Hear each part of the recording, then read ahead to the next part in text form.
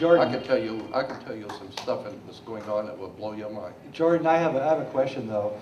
You guys you got a little bit at odds because you're saying, Roger is saying that they're maybe modifying us and that kids are actually getting better, and you're saying that we're getting worse. So are they manipulating us to make us worse because another force is manipulating us to make us better? Let me clear that up for you, Jay. And since the can of worms is already open, let's light the fuse.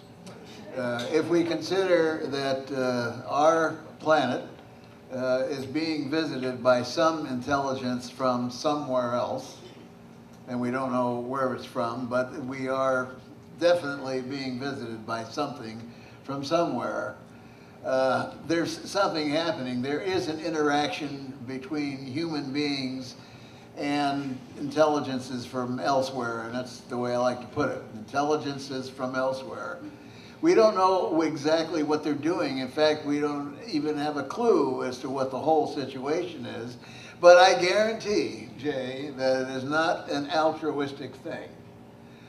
Some of them may be, for example, saving their own butts in sort of a general way. If they were a malevolent society of intelligent, advanced beings, I don't think we'd be here having this conversation.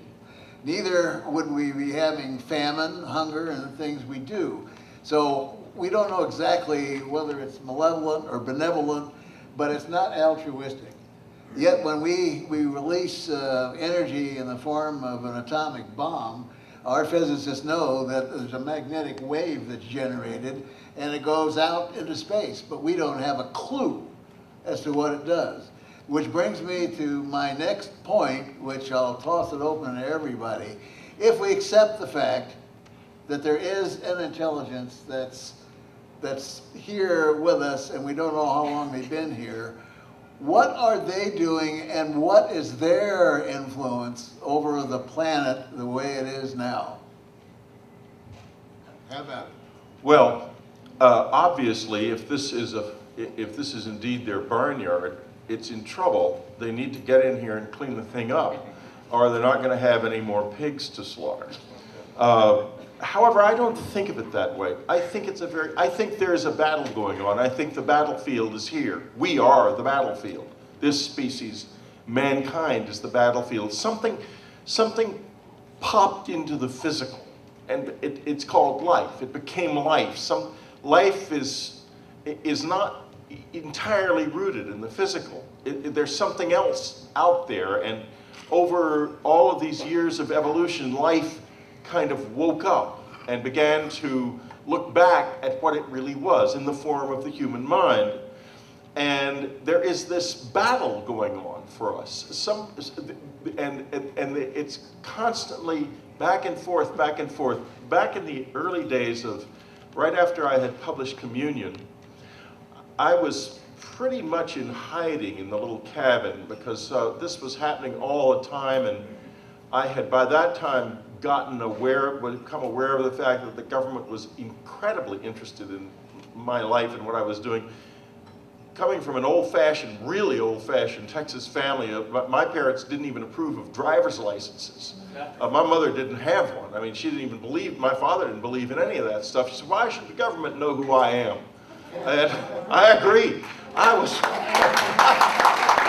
not happy with this type of interest in my life at all. And so I was pretty much hiding out, and all of a sudden I received a letter at the cabin, an address that was not listed with the post office. I didn't even know how they got it there. And it was a phone number, a man wanting me to call it. So I was terribly concerned, and I know from my days in Texas, knew some pretty good people who would help me with a question like this, and the phone number was in Dallas. So I called up a detective I knew in Dallas and said to him, listen, find out for me who this is and what's going on here, how to get this address. And I didn't even know the address. Oh no, I take it back. It came into my post office box, so it was a legitimate address. It was findable, but it would have taken a professional to find it. That's what concerned me. And before the days of the internet, it wasn't so easy as it is now. And so he calls back, he says, well, it's a mail drop in Arlington, I think it was, near Dallas. And the phone there in the mail drop is forwarded to another line. And I said, well, can you find that? He said, yes, I can. And he calls back 3 or 4 days later, and he said, the trail stops at a Defense Department exchange in Colorado Springs. And so I thought, well, before we touch this to the point where whatever's on the other end of this little nerve ending feels the touch of this detective looking for us, I'm going to call this. So I called the number. I proceeded to have a conversation with a man who alleged to be from another world. In fact, he gave me his name and everything, and he was one of the so-called blondes. And he gave me a long story about how under no circumstances must I get in bed with or become involved with the Greys, and how under no circumstances must we ever attack them, because if we fought them, they would fight back, and they would never let us win, and they would never let us lose, and the fight would go on as long as we did. And that was the saddest man I ever talked to in my life. And I thought to myself, the blondes and the Greys, maybe it's all real. Maybe they have been fighting, and maybe in a sense we are the battlefield. But now I'll continue the story.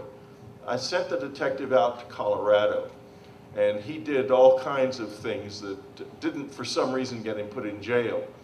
And we found the location of the home, the place where this was calls were being made from. And so I figured, well, okay, I'm going to just go. I'll go to this. I've got the address. And so first I called up, and not the phone number I had been given, but the real phone number of the house, the phone number, the Colorado, it was in Boulder at this point, the Boulder phone number. And I called, I knew the name of the man, and I said to him, I'm not going to say his name, I knew the name of the Defense Department guy who was living there.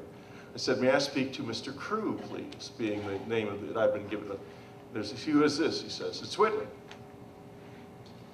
Whitley. Yeah, you know, Whitley. You know, the guy in upstate New York. And he says, just a minute. And then about 2 minutes passed, the phone is just hung up. So then I went there, and I drove up onto the road, and I knocked on the door, and the fella answered the phone. I answered the door, and I said, I'd like to see Mr. Crew. And he said, well, you can't see him right now. I said, well, when can I see him? He said, how did you get here? I said, in a car, a rental car.